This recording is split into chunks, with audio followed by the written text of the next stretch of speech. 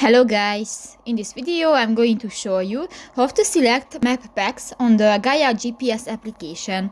But first of all, I just want to mention, please don't forget to subscribe to our channel, because at 100,000 subscribers we are going to show you our YouTube revenue statistics and growth strategy how to make money online.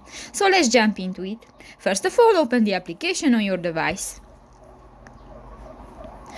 New, go to the layer icon at the left side of the screen, and here you can find the first section, the map packs, and you can select Gaia Winter, Gaia Topo or Satellite Topo and Overlanding. And if you want to add another packs, click to the plus icon and you can select, for example, water, fishing, overlanding, slope angle and others, and just select one, and for example the native land, and click that and go to the add button and done. So that's pretty much it for this video, guys. See you in the next one. Bye bye.